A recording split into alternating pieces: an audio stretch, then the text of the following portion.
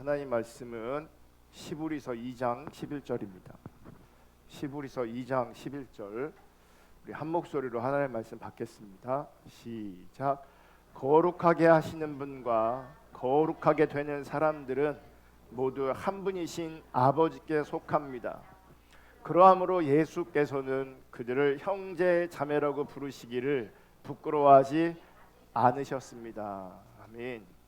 오늘은 참신앙인가 유사신앙인가 14번째 시간이고요. 오늘은 참된 거룩과 종교적 위선이라는 제목으로 이번 주와 다음 주 2주에 걸쳐서 하나님의 말씀 나누려고 합니다. 여러분, 거짓의 아비인 마귀가 교회 바깥에서는 말할 것도 없고 교회 안에 수많은 영혼을 기만해서 지옥으로 데려가려고 역사하고 있습니다. 그러니까 이런 현실 가운데, 이런 영적인 현실 가운데 우리가 존재하고 있기 때문에 정말 참신앙과 유사신앙, 참신앙과 거짓신앙을 분별하는 것은 매우 중요한 일이 되는 겁니다. 여러분, 마귀는요, 우리 인간이 얼마나 부패했는지를 우리 인간보다 더 잘 알고 있습니다. 예레미야 17장 9절에 보면 만물보다 거짓되고 심히 부패한 것은 마음이라. 그 어떤 것보다 거짓되고 심히 부패한 것은 인간의 마음이고 인간입니다. 그걸 누가 알고 있냐면 마귀가 알고 있는 거죠. 여러분, 인간의 부패성에는 인간 마음 안에 있는 기만적 요소가 있습니다. 마귀는 우리 인간 마음에 있는 이 기만적 요소를 건드립니다. 그래서 인간의 실체는 만물보다 거짓되고 심히 부패했음에도 불구하고 이 기만적인 이 부패성 안에 있는 이 기만성을 자꾸 건드리다 보니까 자신은 선하다고 인식하는 거죠. 실체는 만물보다 거짓되고 부패한 것이 인간임에도 불구하고 속는 거예요. 속이는 거예요. 스스로 속는 겁니다. 그래서 자신을 선하다고 인식하고 자신을 거룩하다라고 인식합니다. 심히 부패한 존재이기 때문에 우리 인간은 중심이 되면 안 됩니다. 그런데 자꾸 중심이 되려고 합니다. 그러니까 스스로를 기만하고 있는 거죠. 속고 있는 겁니다. 누가 우리로 하여금 그렇게 기만하고 우리로 하여금 속게 만드는가? 사단이 그렇게 하는 겁니다.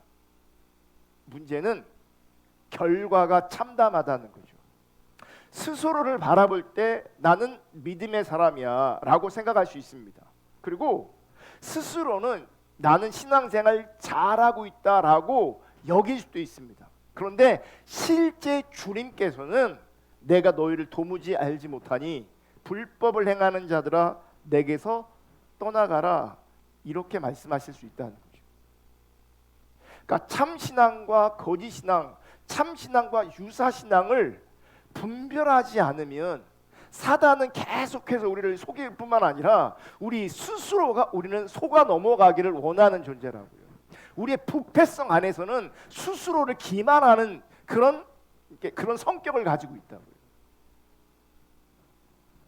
그래서 참신앙은 단지 교회를 다닌다거나 하나님의 일을 열심히 한다거나 혹은 그리스도를 영접했다는 사실로 확인되는 것이 아니라는 겁니다. 그러므로 무엇보다도 우리가 성경을 상고해야 합니다. 성경을 상고하면서 자신의 신앙이 참되다는 증거가 무엇인지, 자기의 영혼이 지금 어떤 상태에 있는지 정확하게 진단하고 확인하는 것이 우리 가운데 매우 중요합니다.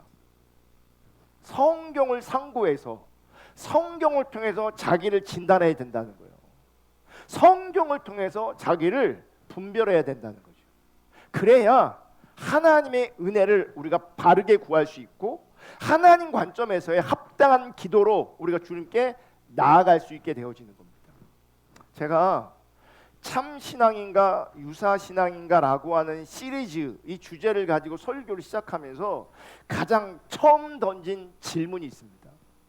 뭔지 아세요? 당신은 그리스도인입니까? 당신은 진짜 그리스도인입니까? 이런 교회를 다녀도요 그리스도인 아닐 수 있습니다. 성경을 통해서 내가 진짜 그리스도인인가를 진단하고 점검해야 합니다. 설교가 진행되면서 이어진 질문이 있었는데 그것은 당신 안에 성령님이 계십니까? 당신 안에 성령님이 계십니까? 그런데 여러분, 당신 안에 성령님이 계십니까? 라고 하는 이 질문에서 파생되는 질문이 또 하나 있습니다. 그게 뭐냐면 당신은 그리스도의 성품이 있습니까? 당신은 진짜 그리스도인입니까? 당신 안에 성령님이 계십니까? 당신 안에 그리스도의 성품이 있습니까? 이건 다 연결된 질문들입니다. 이게 지금 제가 여러분에게 질문할 때 그리스도의 성품이 있습니까? 라고 질문했습니다. 그리스도인의 외적 의무를 다하고 있습니까? 그리스도인의 외적 의무를 행하고 있습니까? 이렇게 질문하지 않고 그리스도의 성품이 있습니까? 이렇게 질문했습니다. 여러분 반드시 인식하시고 기억하시기를 축복하는데 하나님께서 진정받으시는 모든 종교적 의무는 속사람의 변화로부터 흘러나오는 결과여야 합니다. 당연히 우리가 종교적 의무를 행해야 되죠. 당연히 행해야 돼요. 하지만 하나님께서 받으시는 진짜 종교적 의무는 전제가 있어요. 속사람의 변화로부터 흘러나온 혹은 열매로서의 종교적 의무여야 된다는 거예요. 무슨 말이냐면 하나님은 무조건 우리의 종교적 의무를 받으시는 게 아니라는 거예요. 그러니까 종교적 의무라고 하니까 우리는 좀 부정적인 인식이 있는데 사실 현실에서는 현장에서는 이 종교적 의무가 거룩한 것으로 드러나고 있단 말이에요. 예배하는 것으로, 기도하는 것으로, 섬기는 것으로, 봉사하는 것으로 이게 다 아름다웠고 아름다운 것으로 가치 있는 것으로 드러나고 있다고요. 그럼에도 불구하고 하나님께서는 우리의 종교적 의무를 무조건 다 받으시는 게 아니라는 거예요. 우리가 하고 있는 종교적 의무가 하나님 앞에서 의미가 있으려면 전제가 속사람의 변화를 통한 종교적 의무여야 된다는 거예요.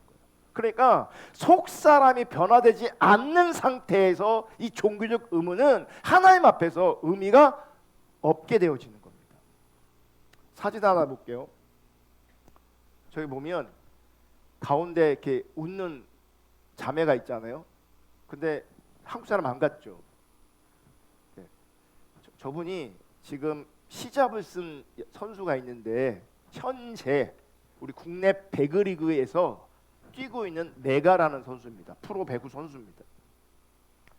저 사람의 종교를 우리가 금방 알 수 있습니다. 뭘까요? 저 사람 종교가 뭐예요? 이슬람이에요. 어떻게 알 수 있어요? 시잡 쓰고 있는 것 때문에 알 수 있어요. 여러분 이슬람도 그렇고요. 종교적 의무가 강한 종교는 뭐가 강하냐면 규율이 셉니다. 규율. 보세요. 운동 선수임에도 불구하고 지금 뭘 쓰고 있어요? 시잡을 쓰고 있어요. 저게 불편할까요? 안 불편할까요? 너무 불편할 거란 말이에요. 그런데 불편함에도 불구하고 시잡을 쓰는 이유가 있어요. 왜 쓰겠어요? 종교 때문이에요. 신앙 때문이에요. 자기의 종교적 정체성을 지키기 위해서 규율을 따르는 겁니다. 여러분 이 규율을 따르는 것은 매우 중요하고 대단합니다. 그러니까 제가 이슬람을 보면서 정말 대단하게 여기는 게 뭐냐면 그들에게 주어진 그 규율을 그들은 철저하게 지키려고 한다는 거예요. 철저하게. 그러니까 어딜 가든 히잡을 쓰고 있어요. 그래서 어딜 가든 저 사람은 종교가 이슬람이구나라고 하는 것을 우리가 쉽게 뭐 할 수 있어요? 분별할 수 있어요. 그런데 저 모습이 굉장히 도전적일 수 있고 대단할 수 있고 또 매우 중요할 수도 있겠지만 우리가 조금 더 생각해 볼 필요가 있습니다.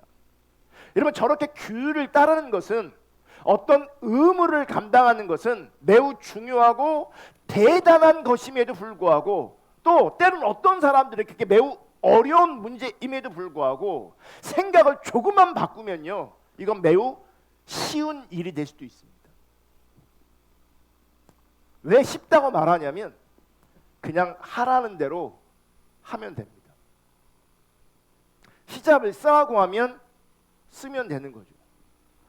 먹어야 할 음식과 먹지 못할 음식이 구분되어 있다면 먹으라고 한 것만 먹으면 되고 먹지 말아야 될 것은 안 먹으면 되는 거죠. 하라는 대로만 하면 그 종교에서는, 그 공동체에서는 인정을 받게 되어지는 거예요.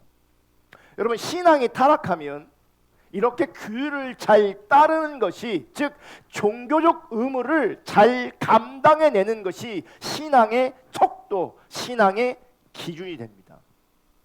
우리 기독교가 매우 어려운 게 뭐냐면 저런 규율이 되게 약해요. 우리가 하나님을 잘 섬기는 것이 이슬람처럼 히잡을 쓰는 거라면 이거 뒤집어 쓰고 다니면 돼요. 이거 뒤지고 쓰고 다니면 모든 사람이 기독교인인 걸 알게 될 것이고, 사람들에게 저 사람은 신앙이 좋구나, 신심이 뛰어나구나, 누구에게나 어필할 수 있습니다.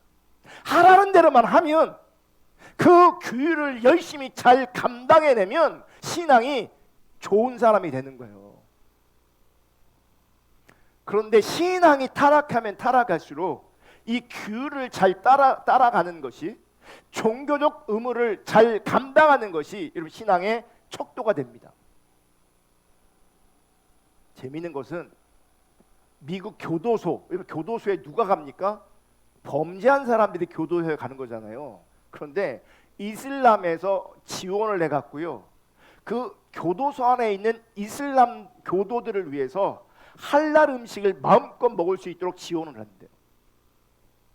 그러니까 그 안에 있는 자기네 이슬람 교도들을 보호하기 위해서 지원해서 할랄 음식, 이슬람 성도라면, 교인이라면 먹어서 되는 음식이 있고 먹지 말아야 되는 음식이 있거든요. 그러니까 그들이 힘들잖아요. 그 교도 가면 주는 대로 먹어야 되니까. 그러니까 이슬람에 지원을 해서 할랄 음식을 그들에게 줄 수 있도록 지원을 해준대요. 이슬람에서 허용된 음식만 먹게 하는 거죠. 근데 지금 그들이 지금 어디가 있어요? 지금 감옥에 가 있어요. 왜 갔어요? 죄에 졌기 때문에 간 거예요. 그럼에도 불구하고 그 속에서 뭘 지키는 줄 아십니까? 종교적 규율을 지키는 거예요. 그 안에서도. 저번에 그 인도네시아 선교사님, 저희가 지금 섬기고 있는 분이 이제 선교 보고하셨잖아요. 거기는 나라가 다 이슬람이에요. 대놓고 선교하는 게 가능하지 않아요. 그러니까 히잡을 쓰고 있어요. 다 종교인들이에요. 그런데 뭐 하는지 아십니까? 그러니까 때가 되면 메카 앞에서 기도를 하고, 때가 되면 뭐 합니까? 그 금식하는 절기에는 금식하고.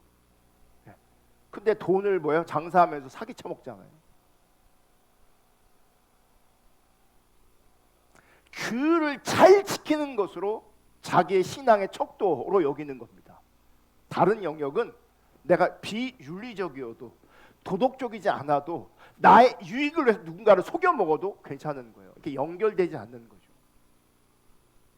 히잡을 쓰고 할랄 음식을 먹고 정해진 시간에 메카를 향해서 절을 하면서 기도를 하고, 이 규율을 지키는 것이 사실은 매우 어려울 수도 있지만, 하지만 이것만 잘해도 좋은 신앙인이 될 수 있는 거예요. 그 종교에서는. 여러분, 성경이 말하는 참된 신앙은 이 종교적 의무를 무시하거나 멸시하지 않습니다. 우리가 본질 하다 보면 어떤 이들은 이 종교적 의무를 소홀히 여기는 사람들이 있어요. 종교적 의무를 소홀히 여기는 것은 신앙의 본질을 실제가 안 된다는 얘기예요. 성경은 한 번도 종교적 의무를 멸시하거나 무시한 적이 한 번도 없습니다. 그런데 성경이 좀 더 나아가는 것은 종교적 의무보다 더 중요한 것이 있다고 말하는데, 그것은 속사람의 변화라는 거예요. 속사람의 변화. 이 속사람의 변화는 그리스도의 성품을 말하는 겁니다. 그리스도의 성품. 여러분, 성령이 거하는 사람에게는 그리스도의 성품이 나타나게 되어 있습니다. 이게 성경이 말하는 바입니다. 성령이 거하는 사람에게는 그리스도의 성품이 나타나게 되어 있어요. 여러분, 사람은 속일 수 있어도요, 마음의 중심을 보시는 하나님은 우리가 속일 수가 없거든요. 그러니까 내 성품이 혹은 내 속사람이 진짜 변했냐 변하지 않았느냐, 사람은 속일 수 있지만 하나님 앞에서는 절대 우리가 속일 수가 없다는 거예요. 성령이 계시면 성령이 거하는 사람은 반드시 그리스도의 성품이 나타나게 돼 있어요. 예레미야 17장 9절 10절, 만물보다 더 거짓되고 아주 썩은 것은 사람의 마음이니. 개역 개정은 부패했다 그랬잖아요. 근데 세번역은 썩었어요. 여러분, 우리 마음이 존재론적으로 썩었어요. 존재론적으로 우리가 부패했다고요. 아멘. 만물보다 더 거짓되고 아주 썩은 것은 사람의 마음이니 누가 그 속을 알 수 있습니까? 실제는 이렇게 거짓되고 썩어 있음에도 불구하고 이거 아는 사람이 없다는 얘기예요. 본인도 몰라요, 자기가 얼마나 썩은 존재인지를. 10절, 각 사람의 마음을 살피고 심장을 감찰하며 각 사람의 행실과 행동에 따라 보상하는 이는 바로 주다. 주님께서만이 우리의 중심을 아십니다. 여러분, 사람은요, 사람의 이 부패성을 얼마든지 속일 수 있습니다. 다른 사람을 속이는 것은 당연하고 스스로를 기만하고 스스로를 속입니다. 우리가 썩은 존재임에도 불구하고 안 썩은 존재인처럼 내가 존재하려고 한단 말이에요. 내가 심각하게 부패해 있음에도 불구하고 다른 사람 앞에서 난 부패하지 않은 존재야. 스스로를 바라볼 때도 나는 부패하지 않은 존재야. 나는 선한 존재야. 나는 착한 존재야. 이렇게 속이고 스스로를 속인다고요.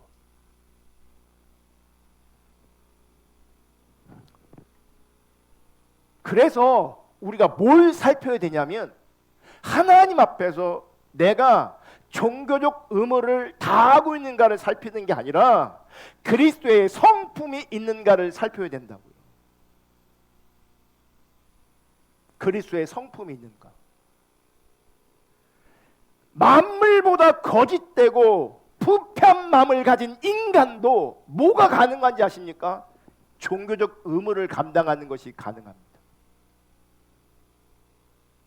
그래서 참신앙 외에 기독교를 포함한 많은 종교들은요, 규율, 그 종교가 말하고 있는 규율을 따르는 걸 굉장히 중요시 여기는 거예요. 속 사람의 변화가 중요한 게 아니라 그들이 제시하고 있는 종교적 의무를 강조하는 것이고, 그 종교적 의무를 잘 감당해내면 선한 사람이 되고 거룩한 사람이 되고 신앙이 좋은 사람이 되고 구원받는 사람이 되어지는 거예요. 그렇게 하면 자기를 제대로 분별할 수 없게 되어지는 거예요. 여러분들이 행하고 있는, 여러분들이 경험하고 있는 그 어떤 것이 중요한 게 아니라 정말 하나님 앞에서 나를 진단하고 돌아볼 때 정말 핵심적인 요소가 뭐냐면 나에게 그리스도의 성품이 있는가를 살펴야 되는 거예요. 종교적 의무가 아니라, 종교적 어떤 현상이 아니라 그리스도의 성품이 기준이란 얘기예요. 당신은 진짜 그리스도인입니까? 라고 했을 때 진짜 그리스도인 안에는 성령이 거하시고, 성령이 거하시는 사람은 당연히 그리스도의 성품이 따라온다는 얘기예요. 아멘.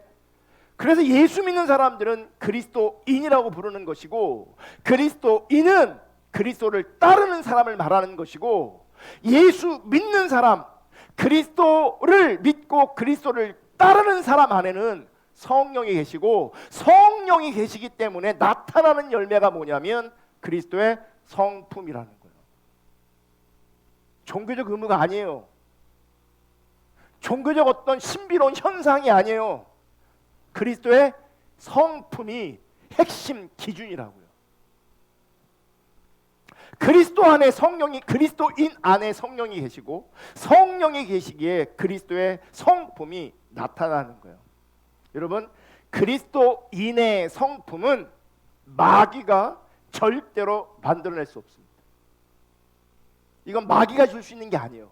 그러니까 마귀는 우리를 기만하고 속이는 일을 해도요, 그리스도의 성품을 우리 가운데 줄 수는 없어요. 다시 한번 강조하는데, 하나님의 성령이 거하는 사람이 참된 그리스도인이고, 참된 그리스도인은 성령이 거하는 사람을 말하고, 그 성령이 거하면 성령이 만들어내는 것이 무엇이냐면 그리스도의 성품이라는 거예요. 그러므로 인간이 자기 노력으로 만들어낼 수 없는, 성령님만이 하셨다, 하나님만이 하셨다라고 고백할 수밖에 없는 그 역사와 변화가 있는 것입니다. 아멘. 이것을 다른 식으로 표현하면 참된 거룩, 참된 성결, 참된 성화가 일어나고 있다는 얘기예요. 누가 계시면? 성령님이 계시면. 그러니까 그리스도인은 이 참된 거룩과 참된 성결과 참된 성화가 일어나고 있는 사람을 말하는 거예요. 이 거룩, 성결, 성화는 성령님이 신자의 영혼 안에서 일하시기에 나타나는 열매인 겁니다. 우리 안에 내주하시는 성령님으로 말미암아 죄를 죽이고 하나님 말씀에 순종하는 과정에서 신자는 그리스도의 성품, 그리스도를 닮은 성품을 맺어가는 겁니다. 아멘. 이것을 갈라디아서 5장에서 사도 바울은 성령의 열매로 표현하는 겁니다. 갈라디아서 5장 22절 23절. 오직 성령의 열매는 사랑과 실학과 화평과 오래 참음과 자비와 양성과 충성과 온유와 절제니 이 같은 것을 금지할 법이 없느니라. 다시 한번 우리 다 같이 읽겠습니다. 시작. 오직 성령의 열매는 사랑과 실학과 화평과 오래 참음과 자비와 양성과 충성과 온유와 절제니 이 같은 것을 금지할 법이 없느니라. 여러분, 지금 말하고 있는 이 성령의 9가지 열매는 사람의 노력이나 자기 수양으로 만들어지는 것이 절대로 아닙니다. 절대로 아닙니다. 그래서 이 성령의 열매는 우리가 좀 더 설명이 필요합니다. 왜 설명이 필요하냐면 이 성령의 열매, 즉 사랑, 실학, 선함, 친절, 이런 개념에 대해서 우리는 자기 방식의 이해를 투사해서 생각하려고 하는 경향성이 있어요. 그러니까 사랑이라고 말할 때 이 사랑의 개념을 성경의 관점에서 혹은 하나님 관점에 내가 이해되는데, 많은 사람들은, 어떤 사람들은 그 사랑이란 개념을 자기 방식의 이해를 위해서 투사합니다. 그러니까 사랑이란 개념이 똑같이 사랑이란 단어를 쓰는데, 친절이라는 단어를 쓰는데, 화평이라는 단어를 쓰는데, 자비라는 단어를 쓰는데 뭐예요? 자기 방식으로 이해하고 그것을 투사하고 있단 말이에요. 그러니까 왜곡이 일어난단 말이에요. 똑같은 단어를 사용하는데 이해가 달라지는 거예요. 여러분, 자기 방식의 이해를 투사하는 것은 사실 매우 위험한 것입니다. 이 부분을 여러분 제가 다시 한번 표현할 건데, 이거 굉장히 중요하구나라고 여기셔야 돼요. 자기 방식의 이해를 투사하는 것, 이거 굉장히 위험한 거라고요. 문제는 자기 방식의 이해가 결국은 자기 중심성을 근거하고 있기 때문에 내가 인식할 때는 전혀 위험한 것으로 인식되지 않는다는 거예요. 우리는 많은 경우 자기 방식으로 이해해요. 자기 방식으로. 신앙의 본질도 결국 자기 방식으로 이해해요. 신앙의 본질 자기 방식으로 이해하고 자기 방식으로 적용을 해요. 그러니 신앙의 본질이 실제가 안 돼요.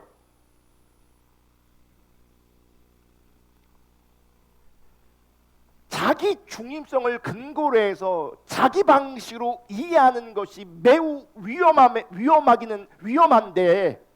이 위험을 인식하기는커녕 자기 방식의 이해를 투사하는 것에 진정성을 가지고 있어요. 이 진정성 때문에 더 분별하지 못해요. 그러니까 자기 방식으로 이해하고 그 부분에 진정성을 가진단 말이에요. 그렇게 자기는 어떤 사람이 돼버려요? 선한 사람, 거룩한 사람이 되는 거예요.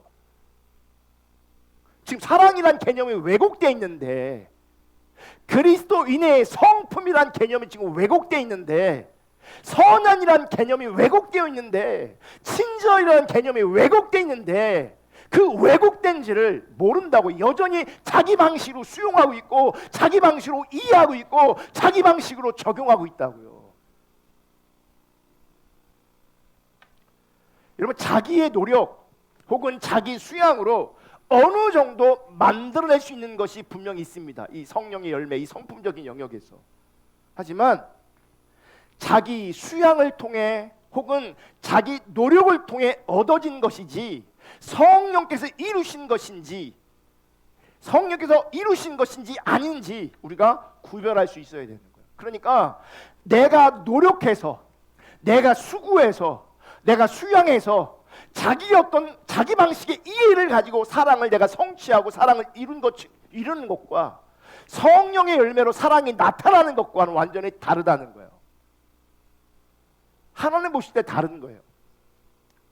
그러니까 우리의 안에서는 그게 구별되지 않을 수 있어요. 우리에게는, 우리의 관계성 안에서는. 근데 하나님은 구별하십니다. 그게 네가 한 건지 성령의 열매인지 하나님은 구별하신다는 거예요. 오늘날 교회 안에 많은 혼돈 중에 하나가 바로 이거예요.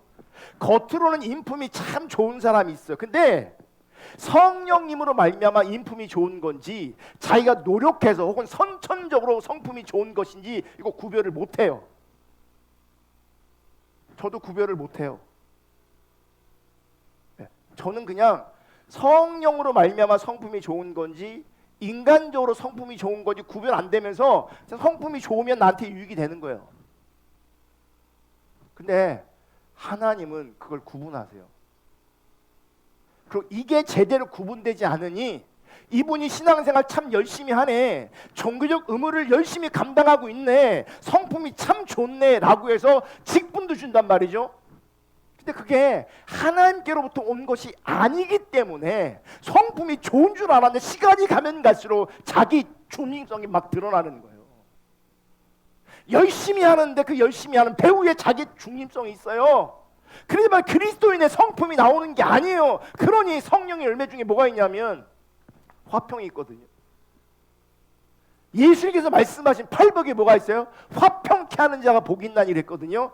여러분, 그리스도인이라면, 여러분 안에 성령이 계시다면 여러분은 반드시 화평케 하는 자가 되어줘야 돼요. 갈등을 일으키는 자가 되면 안 된다고요. 열심히 하니까 성령의 사람인 줄 알았는데, 성품이 좋아 보이니까 성령의 사람인 줄 알았는데, 시간이 지나 보니 갈등만 일으킨단 말이죠. 관계가 세워지는 게 아니라 관계를 깨트리고 관계를 파괴한단 말이죠. 그 전에 우리가 좋게 봤던 성품이 뭔 거예요? 자기 수양인 거예요. 그게 진짜가 아닌 거라고요. 그래서 우리는 자기 노력으로, 자기 수양으로 된 것인지 아니면 성령으로 말미암아 된 것인지를 구별할 수 있어야 되는데, 그 구별은 다른 사람을 구별할 게 아니라 먼저 자기 자신을 구별할 수 있기를 주님으로 축복합니다.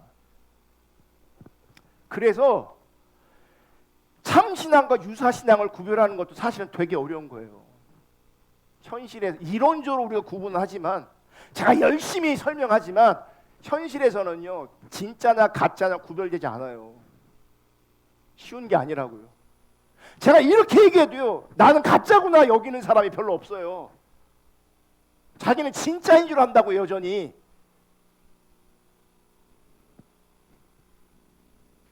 여러분, 교회 안에서 대인 관계를 잘하면 얼마든지 좋은 사람처럼 보일 수 있습니다. 조금만 애쓰면 할 수 있습니다. 많이 노력하면 어느 정도 좋은 인품도 갖출 수가 있습니다. 제가 이번 연휴 기간에 틈틈이 책을 2권 읽었거든요. 첫 번째 책은 욱하는 성질 죽이기, 제목이에요. 욱하는 성질 죽이기. 그러니까 분노에 관한 책이에요. 분노에 관한 책. 그리고 다른 책이 있는데 한 책은 사랑은 모든 걸 이기니까요 라고 하는 책을 읽었어요. 근데 이 책 내용 중에 이런 내용이 있어요. PPT 띄워주세요. 제가 읽으면서 설명드릴게요. 스크린 보시면 책 내용이 있어요. 과거에 나는 공룡처럼 화를 냈다. 입에서 불을 뿜어 사방을 화로로 태웠다. 이거 많이 여러분에 익숙하지 않습니까? 이제 화가 나면 공룡처럼 화를 내는 거예요. 어마무시하게 화를 내는 거죠. 입에서 막 불을 뿜어내요. 사방을 다 뭐예요? 화르르 태워버려요. 나를 화나게 한 사람을 죄로 만들어야 직성이 풀렸다. 죽여주는 거예요. 죽여놓는 거예요. 죽여놓는 거예요.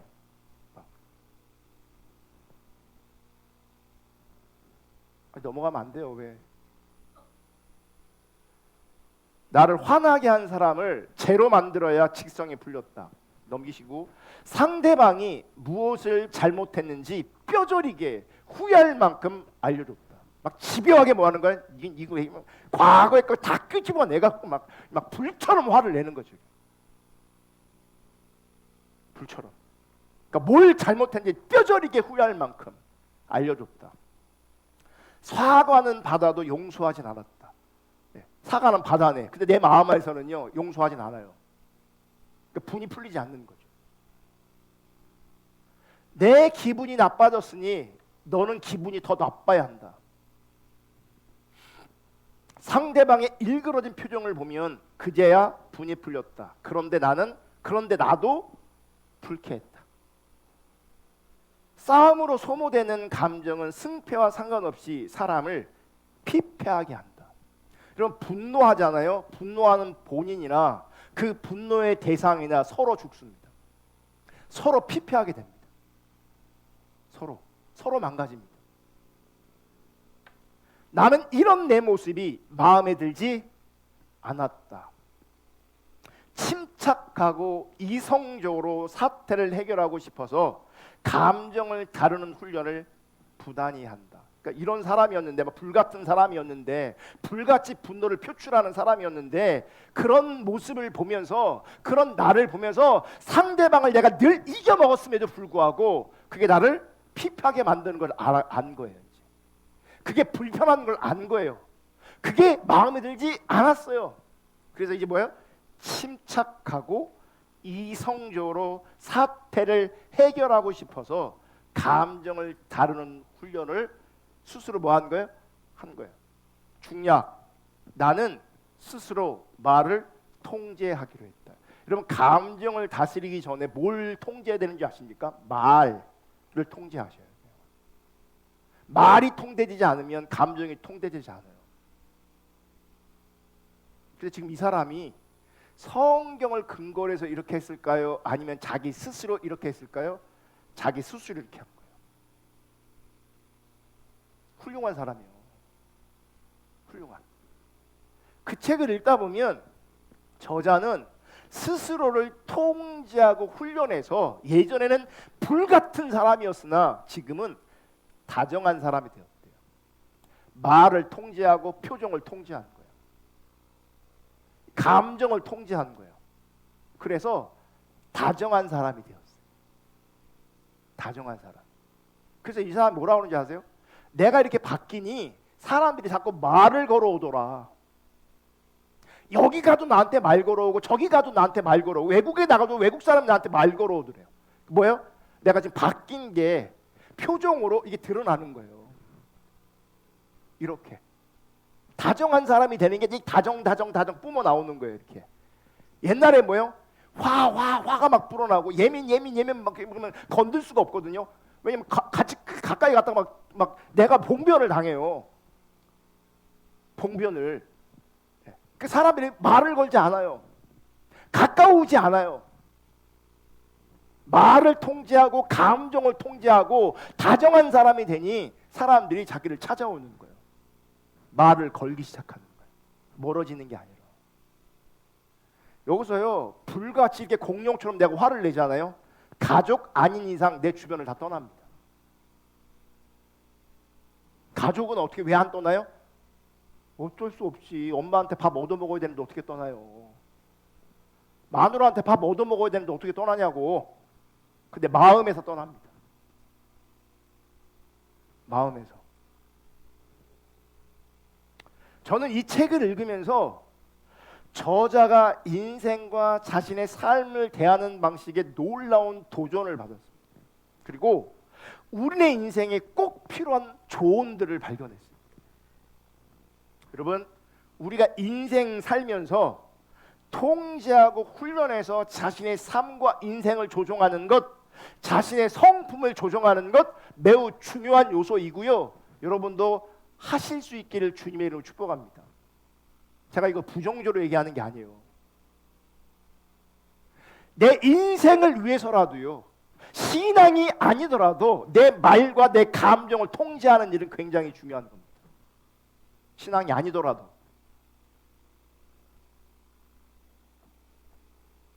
그리고 주위를 둘러보면 이 훈련에 성공한 것처럼 보이는 훌륭한 사람들이 분명히 존재하고 있다는 것도 우리가 부인할 수 없습니다. 하지만 분명한 것은 자신의 노력과 수행으로 통제하고 훈련해서 얻어진 결과와 성령의 열매는 전혀 다른 거라는 거예요. 전혀 다른 거예요. 그러므로 우리는 인간의 노력과 성령님이 일하신 결과인 성령의 열매는 구분할 수 있어야 돼요. 구분되어져야 돼요. 아멘. 어쩌면 사실은 이 내 말과 감정을 통제하고 훈련하는 일은, 이 부분에 성공하는 일은 쉽지 않을 겁니다. 그러니까 누군가는 분명히 성공하는 것처럼 보일 수 있지만 모든 분들이 시도해서 성공할 수 있는 건 분명히 아닙니다. 우리가 그걸 알아야 돼요. 그래서 우리는 어디에 소망을 둬야 되냐? 내가 노력해서 내 성품을 바꿀 것이냐, 아니면 성령이 내 안에 거해서 성료로 말미암아 내 성품이 변화될 것이냐, 뭐가 나한테 가능성이 큰가, 여러분 결정하셔야 돼요.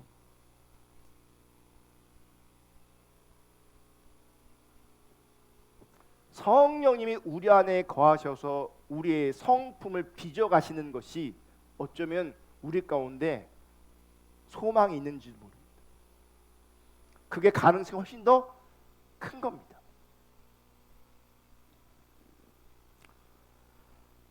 그리고 이 성품, 그리스도의 성품에 관련되어져서 반드시 다루어야 될 중요한 오해가 하나 있습니다.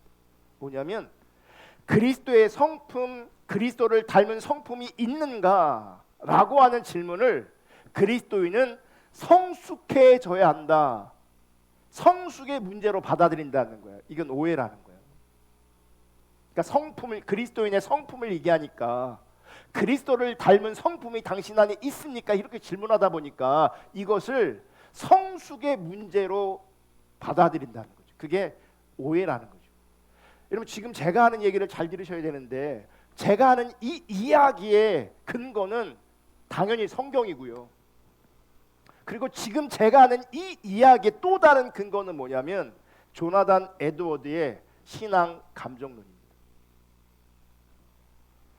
당신에게 그리스도의 성품이 있습니까? 당신 안에 그리스도를 닮은 모습이 있습니까? 라고 하는 이 질문은 정확하게 당신은 그리스도인입니까? 라고 하는 질문과 같은 질문인 거예요. 당신은 그리스도인입니까? 라고 했을 때 이 질문과 당신은 그리스도의 성품을 닮았습니까? 당신 안에 그리스도의 성품이 있습니까? 라고 하는 질문은 같은 질문, 성격이 같은 거라고요. 왜 같으냐? 오직 그리스도인에게만 성령께서 그 안에 거하시고 성령의 열매를 만들어내실 수 있기 때문에 그리스도인에게 성령이 거하시고 성령이 거하시는 사람에게 성령의 열매가 나오는 거예요. 그러므로 그리스도인의 성품, 그리스도의 성품을 닮아가는 것은 사실은 성숙의 문제가 아니라 성숙의 문제 이전에 구원의 문제인 거예요. 구원의 문제. 초대교회 때부터 이런 문제가 있었습니다. 믿음으로 구원받았으니 이제 마음대로 살아도 된다라고 생각하는 사람들이 있었습니다. 그러니까 믿음으로 구원을 받았어요. 구원받은 걸 전제로 해요. 사는 건 자기 뜻대로 자기 마음대로 살아요. 이런 구원파가 그냥 쑥 나온 게 아니에요. 성경에도 있어요, 구원파가. 요한계시록에 나오는 7 교회 중에서 버가모 교회에 들어와 있던 그 니골라당의 성격을 들여다보면 구원파랑 비슷한 거예요. 믿었으니 구원받았으니 사는 건 네 맘대로 네 뜻대로 살아도 돼. 사도 바울도요, 이 문제를 다루고 있어요. 로마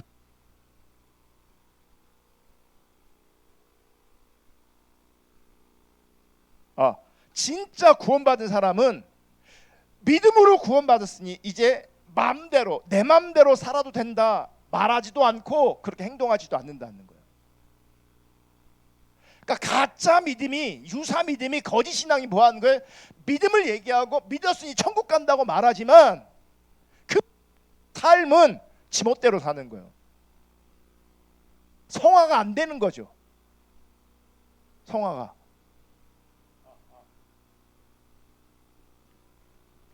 칭의가 일어났어요. 성화도 바로 이어서 따라 나온다는 거예요. 그게 바울이 말하는 바예요. 우리는 칭의와 성결을 구별해요. 그러니까 구원받았으니 그 다음에 뭐예요? 네가 성숙해져야 된다 이렇게 가요. 구원받았으니 네 노력으로 네 수양으로 성숙해져라 이렇게 간단 말이에요. 근데 그게 성경적인 가르침이 아니라고요. 그게. 그러니까 칭의와 거룩은 칭의와 성화는 구별되는 개념이 아니라고요. 시작이 칭의고 칭의가 시작되었으면 바로 뭐랑 연결되어지냐면 거룩과 성화와 연결되어지는 거예요. 그게 성경이 가르침이에요. 믿음으로 구원받았으면 내 마음대로 내 뜻대로 사는 게 아니라 믿음으로 구원받았으니 하는 거예요.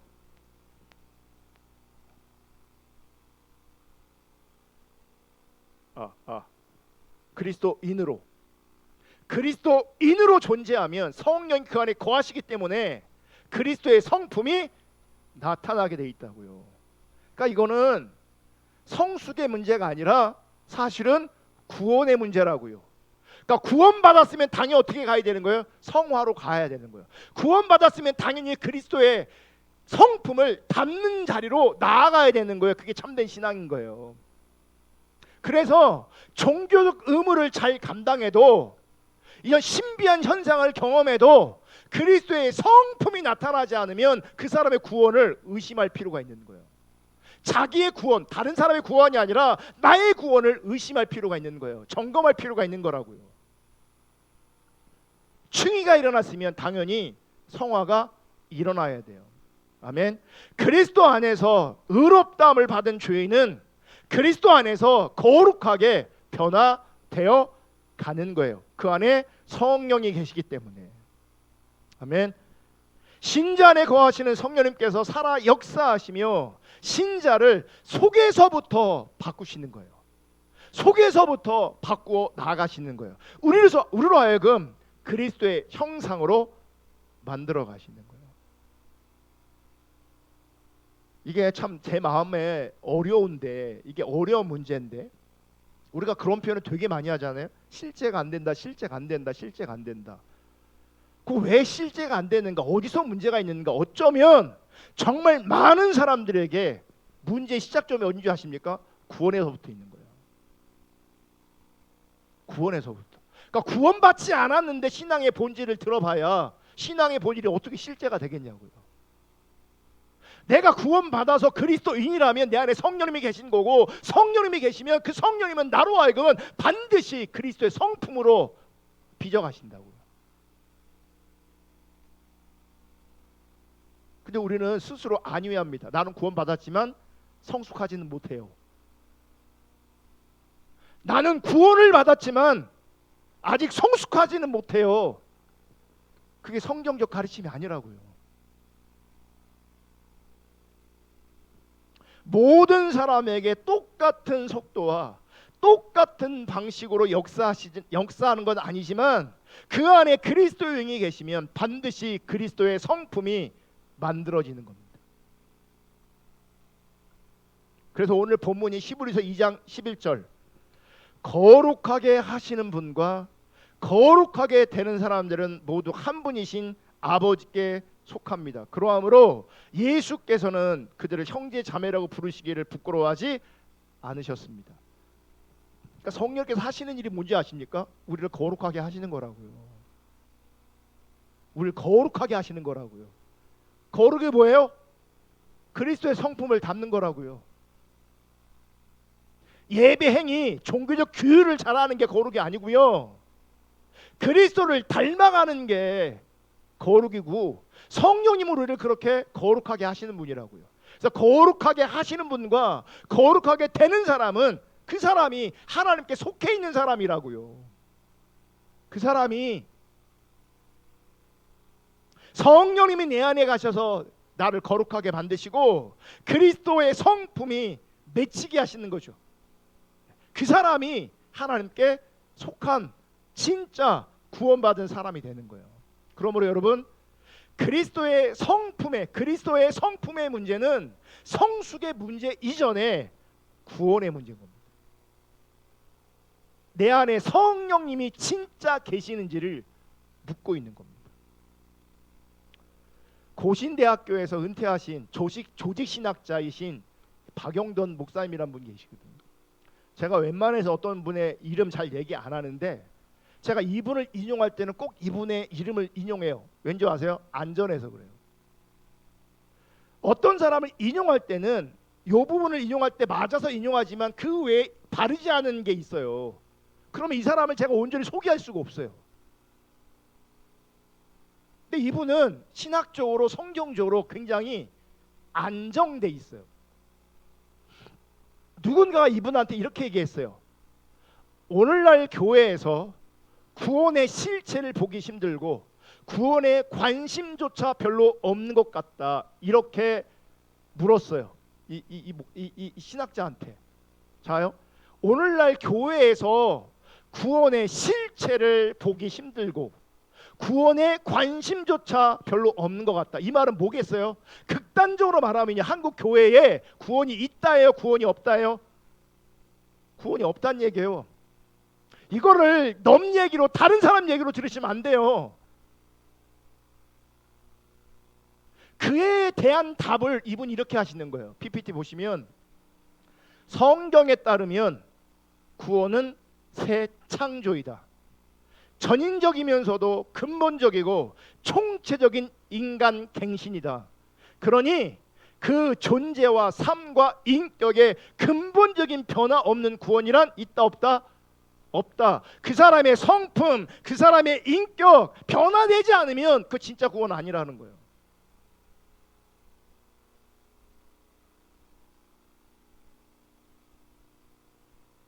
성경이 말하는 구원은 새로운 창조예요. 새 창조라고요. 새롭게 지음을 받은 거라고요. 새로운 정체성으로 지음을 받은 거라고요. 이 구원은 전인적이에요. 근본적이에요. 그래서 총체적인 인간의 갱신을 포함하고 있어요. 변화를 포함하고 있다고요. 그러니 그 존재와 삶과 인격의 근본적인 변화가 없는 구원은 없다. 변화가 없는 구원은 구원이 아니란 얘기예요. 그러면서 그분이 이렇게 얘기해요. 그런데 다음 거. 그런데 오늘날 구원은 아무런 갱신과 변화가 없어도 믿음이라는 최소한의 커트라인만 통과하면 획득하는 천국행 티켓 정도로 왜곡되고 있다. 소위 구원받았다는 사람들 안에 갱신이 아니라 부패가 심각하게 진행된다. 구원받았다고 말하는데, 구원에 확신이 있다고 말하는데 갱신이 아니라, 새 사람이 아니라 부패가 여전하다는 거예요. 더 심각하게 썩은 내가 나고 있다는 얘기예요. 그 생각과 마음과 성품이 날로 새로워지는 것이 아니라 점점 더 경직되고 완고해지며 추레해진다. 여기 추레해진다는 말이 뭔지 아십니까? 사전적 의미로 허술하여 보잘것없고 궁상스럽다는 거예요. 왜 오늘날 기독교가 이미지가 추락하고 있는가? 왜 사람들은 기독교를 선택하지 않는가? 그들이 볼 때 추레해 보이는 거예요. 왜 추레해 보이냐? 구원받은 사람이 교회 안에 없는 거예요. 변화된 사람이 교회 안에 없는 거예요. 교회 다니는 우리 엄마 아빠가 안 변하고 있는 거예요.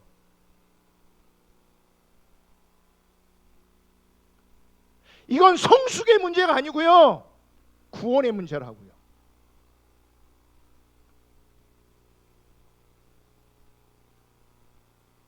이건 구원이 아니에요.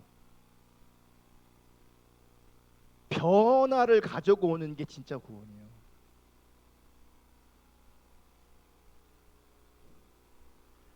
여러분, 참신앙은 성령으로 말미암아 이렇게 그리스도의 성품, 그리스도를 닮은 성품을 만들어냅니다. 이것을 구약적인 표현으로는 하나님 형상의 회복을 말하는 거예요. 이게 그러면 여러분, 만일 구원받았다고 말하는데도, 나는 구원을 받았다고 말하는데도 이러한 성품의 변화가 전혀 일어나고 있지 않다면, 그 사람이 아무리 감정적으로 고양된 체험을 했다 할지라도, 더 나아가 은사를 체험하고 은사가 나타나도, 아무리 많은 봉사를 한다 할지라도, 더 나아가 천성적으로 아무리 성격이 좋아도 믿을 만한 회심의 증거를 가진 사람이라고 할 수 없는 겁니다. 지금 나열한 것이 회심의 증거가 아니라고요. 감정적으로 고양된 체험, 은사, 봉사, 천성적으로 타고난 성품, 성격, 이것이 회심의 증거가 아니라고요. 진짜 회심의 증거, 진짜 구원의 증거는 그리스도의 성품을 닮아가는 거라고요.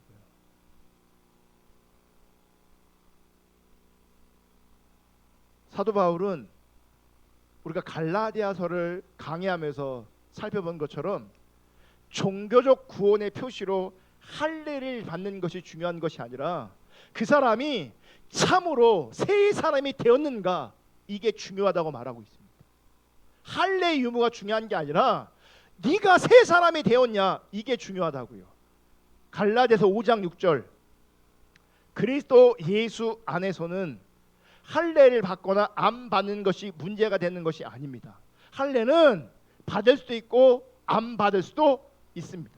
가장 중요한 것은 믿음이 사랑을 통하여 일하는 것입니다. 개역 개정에서 믿음이 사랑을 통해서 일하는 것, 이게 뭐예요? 사랑으로 역사하는 믿음으로 번역되고 있어요. 그러니까 진짜 믿음은 사랑을 통해 드러난다는 거예요. 그러니까 믿음 막 하는데 사랑으로 드러나지 않아, 그리스도의 성품으로 드러나지 않아, 그럼 믿음이 아닌 거예요. 믿음이 아니면 구원이 아닌 거예요. 믿음이 사랑을 통해서 일하고 나타나는 거예요. 감정적 체험이, 은사적 체험이 내 종교적 열심이 기준이 아니라고요. 사랑이, 믿음이 사랑을 통해서 일하시는 것, 그게 중요한 거라고요. 할례 받았냐, 할례 안 받았냐, 이게 중요한 게 아니라고요. 감정적 체험이 있냐, 은사가 있냐 없냐, 이게 중요한 게 아니라고요. 사도 바울이 지금 너희들이 싸우는 할례 문제는 중요한 게 아니다. 너희가 새로운 피조물이 되었는지, 새 사람이 되었는지, 참된 믿음에 거하고 있는지, 이게 진짜 중요한 거다. 사랑으로 역사하는 믿음이 있냐, 그 믿음이 사랑으로 나타나고 있냐, 이게 중요한 거다, 이렇게 말하고 있는 거예요. 갈라디아 6장 15절 다 다 같이 있습니다. 시작. 할례를 받거나 안 받는 것이 중요한 것이 아니라 새롭게 창조되는 것이 중요하다. 새롭게 창조되는 것이 중요하다고요. 우리는 예수 믿기 전과 예수 믿기 전에 뭐가 달라졌느냐 어떻게 구별하는 줄 아십니까? 예수를 믿으니 교회를 다녀. 교회를 다니니까 감정적인 체험이 있어. 교회를 다니다 보니까 은사 체험이 있어. 교회를 다니다 보니까 종교적 의무를 다해. 그게 변화가 아니라고요. 내 변화를 지금 이런 것들 나요라는 것을 내 변화를 얘기하고 있다면 그분의 회심을, 그분의 구원을 의심해야 되는 거예요. 그게 회심의 증거가 아니라고요. 구원은 새롭게 창조되는 것이에요. 그러니까 구원은 반드시 변화로 나타나는 거예요. 변화로. 그런데 우리가 구분해야 될 변화는 두 종류가 있습니다. 하나는 종교적인 변화이고 또 다른 하나는 복음적인 변화입니다. 종교적 혹은 율법적 변화는요, 모든 종교에서 일어날 수 있는 변화입니다. 그리고 이 종교적 변화 안에 성품의 변화를 포함할 수 있어요. 자기가 수양하면 이 성품을 어떻게 해요? 통제할 수 있다고요. 성품을. 그러니까 종교에서도 이게 가능하다고요. 그래서 다른 종교의 어떤 리더들, 지도자들을 보면요, 인상도 푹 나고 얼굴도 반짝반짝반짝하고 뭔가 있어 보이고 거룩해 보이고 막 그런단 말이에요. 이게 뭐예요? 이 성품이 뭐예요? 빚어진 거죠. 뭐 안에서? 종교 안에서. 종교 안에. 이게 얼마든지 가능하다고요. 그러니까 이 성품의 변화는 자기 노력의 결과로 얻어지는 겁니다. 그리고 상당한 수준까지 도달할 수도 있습니다. 하지만 이런 종교적이고 율법적 관점에서의 성품의 변화는 본성이 바뀌지 않는 겉사람의 변화에 불과한 겁니다. 여러분, 하나님께서 인정하시는 참된 변화는 자기 노력의 결과로 맺어지는 성품이 아닙니다. 성경이 말씀하고 있는 참된 변화, 하나님께서 인정하시는 참된 변화는 복음적인 변화고요. 이 복음적인 변화는 하나님께서 우리의 본성, 우리의 속사람을 바꾸시는 겁니다. 겉사람을 바꾸시는 게 아니라 우리의 속사람을 바꾸신다고요. 여러분, 사람은요, 기질을 스스로 바꿀 수 있을지 몰라도 사람 본성 자체를 바꿀 수가 없어요. 그래서 성경을 보면 일관되게 뭐라고 만드냐면, 네가 고쳐, 네 스스로 개선해야 돼, 이렇게 말하지 않아요. 왜냐하면 그게 가능성이 없으니까. 가능성이 없는 걸 하나님께서 우리 가운데 요구하지 않으세요. 근데 다른 종교는, 타락한 종교는, 기독교도 거짓 신앙은 스스로를 계속 뭐하는 게 뭐예요? 수양하게 만들고 노력하게 만들어요. 우리 스스로를 개선시키려고 요구하고 있어요. 복음적인 변화는 그런 변화가 아니에요. 그래서 성경을 보면 우리 스스로 바꿀 수가 없다라고 말해요. 기질은, 껍데기는 바꿀 수 있을지 모르겠지만 우리의 본성, 우리의 중심 자체를 우리가 바꿀 수가 없다. 그래서 저는 하나님 없는 사람에게 그렇게 소망을 주지 않습니다. 착하다, 선하다 안 속습니다. 왜냐하면 하나님 없는 착함은 한계가 있어요. 하나님 없는 선함은 반드시 본색을 드러내게 돼 있어요. 인간은 안 변해요. 절대로 안 변해요. 예레미야 13장 23절, 이거 다 읽겠습니다. 시작. 에티오피아 사람이 자기의 피부 색깔을 바꿀 수 있느냐? 표범이 자기의 반점들을 다르게 바꿀 수 있느냐? 만약 그렇게 할 수만 있다면 죄악에 익숙해진 너희도 선을 행할 수가 있을 것이다. 이게 뭐예요? 바꿀 수가 있다는 거, 없다는 거요? 없다는 거죠. 우리가 선을 행할 수 있다는 거, 없다는 거요? 없다는 거죠. 겉사람은 바꿀 수 있다니까요. 바리새인들도 종교성 안에서 겉사람을 거룩하게 바꿔놨단 말이에요. 회칠한 무덤처럼 바꿔놨단 말이에요. 속은 절대로 바꿀 수가 없어요. 그 속은 그 어떤 사람도 수양해도 노력해도 바꿀 수가 없어요. 저도 안 바뀌고 여러분도 안 바뀌어요. 우리 힘으로는 우리의 본성을 절대로 바꿀 수가 없습니다.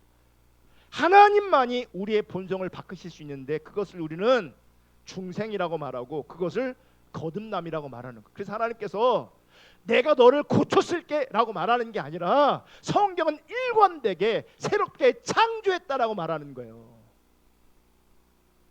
에스겔 36장 26절. 그래서 하나님은 계속해서 우리 가운데 새 마음을 너에게 주신다. 새 마음을, 새로운 마음을 주신다 이렇게 말씀하고 있어요. 에스겔 36장 26절. 너희에게 새로운 마음을 주고 너희 속에 새로운 영을 넣어주며 너희 몸에서 돌같이 굳은 마음을 없애고 살갗 같은 부드러운 마음을 주며 너희 속에 내 영을 두어 너희가 나의 모든 율례대로 행동하게 하겠다. 그러면 너희가 내 모든 규례를 지키고 실천할 거예요. 중요한 건 뭔지 아세요? 새 마음이 부어지는 겁니다. 새로운 마음이 부어지는 거예요. 새로운 영이 우리 가운데 부어지는 거예요. 그래야 우리 가운데 변화가 일어나는 겁니다. 그러니까 이게 되지 않고 율례를 지켜. 그러니까 26절이 사라지고 27절만 있어. 내 모든 율례를 내가 지켜. 근데 새 마음이 아니라면 의미가 없는 거라고요. 새로운 영이 아니라면 의미가 없는 거라고요. 여러분, 새로운 마음이 주어졌다. 새 마음이 주어졌다. 이게 무슨 말이냐면 우리 안에, 내 안에 새로운 욕구가 생겼다는 얘기예요. 새로운 본성이 생겼다는 얘기예요. 새로운 신적 본성이 생겼다는 얘기예요. 아멘. 우리의 죄성을 고쳐서 사용하는 것이 아니라 하나님께 속한 성품을 새롭게 우리 가운데 부어주신다는 거예요. 새로운 욕구를 주신다는 거예요. 새로운 욕구, 거룩한 욕구. 이것을 사도 바울은 뭐라고 말하냐면 새로운 피조물이라고 말하는 거예요. 새로운 창조물이라고 얘기하는 거예요. 고린도후서 5장 17절 읽겠습니다. 시작. 누구든지 그리스도 안에 있으면 그는 새로운 피조물입니다. 옛 것은 지나갔습니다. 보십시오, 새 것이 되었습니다. 여러분, 중생하고 회심한 사람만이 죄를 미워하고 거룩한 것을 사모하는 새로운 본성이 생기는 거예요. 그게 구원받은 사람의 특징인 거예요. 구원받았다고 말은 하는데 죄를 여전히 사랑해. 거룩한 것을 사랑하지 않아. 그 구원이 거짓말인 거예요. 구원이 실제가 아닌 거예요. 구원이 실제면 죄를 미워하게 되어 있다고요. 구원이 실제면 거룩한 것을 사랑하게 되어 있다고요. 아멘.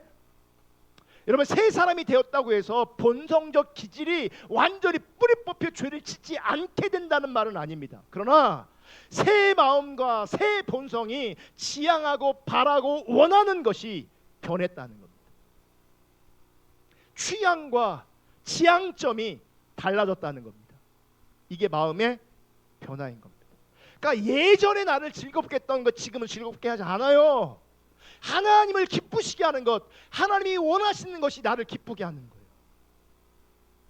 우리가 종종 살다 보면 입맛이 바뀌잖아요. 옛날에 되게 좋아했는데 지금은 싫고.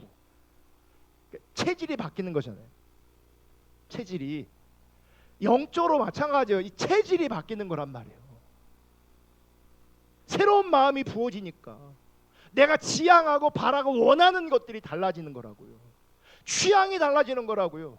지향점이 달라지는 거라고요. 이걸 성경이 변화라고 말하는 거예요.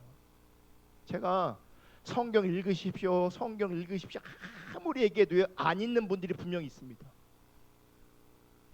근데 진짜 구원받은 사람은 성령이 그 안에 계시면 성경을 읽고 싶어 합니다. 사모한다고요. 갈망한다고요. 새로운 마음이 부어진다고요. 어떤 사람들은 종교적 의무로 성경 앞에 있는 사람이 있지만 어떤 사람은 하나님의 말씀을 사랑해서 말씀 앞에 있다고요.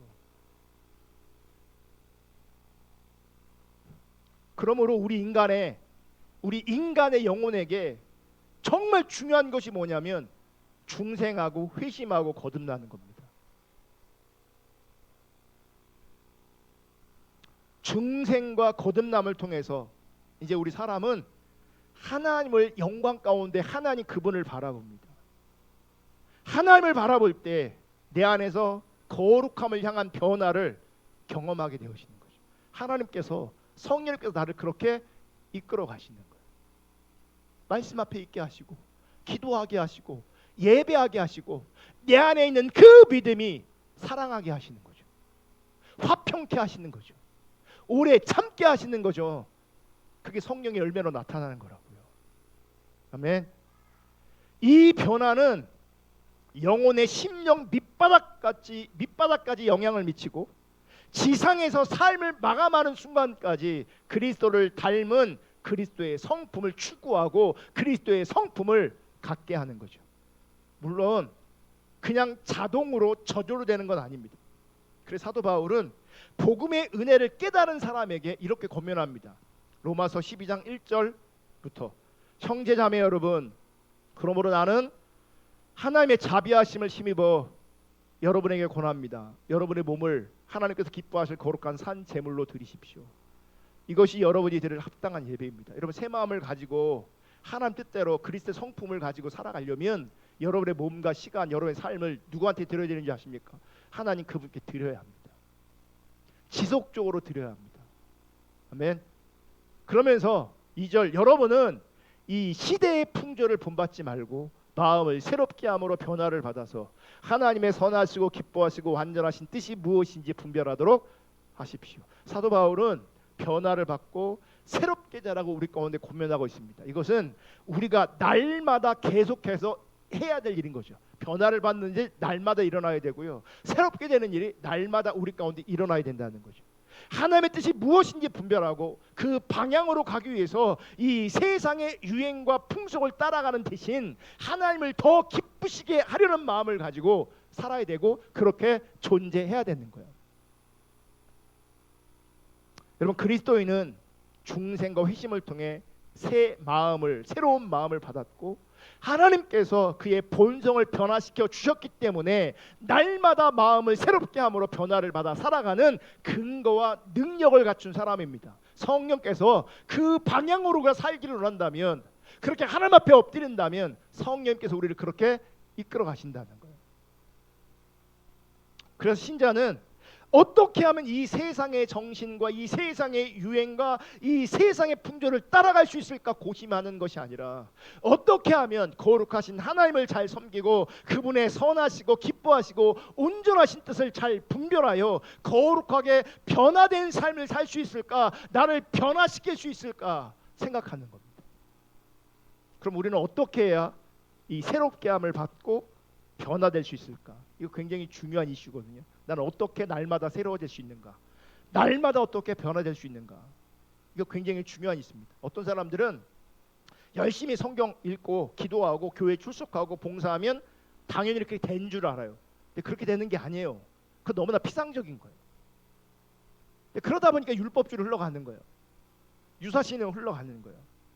여러분, 성경은 그리스도인이 어떻게 거룩한 주님의 형상으로 변화하는지, 어떻게 신자 안에 성령의 열매, 그리스도의 성품이 맺혀지는지를 성경이 보여주고 있습니다. 그 부분을 다음 주에 살펴보려고 합니다. 여러분, 정말 종교적 위선에서 벗어나서 거룩한 참된 거룩이 그리스도의 성품이 실제로 여러분에게 나타날 수 있는 참된 신앙으로 나아갈 수 있기를 주님의 이름으로 축복합니다. 찬양하고 기도하겠습니다.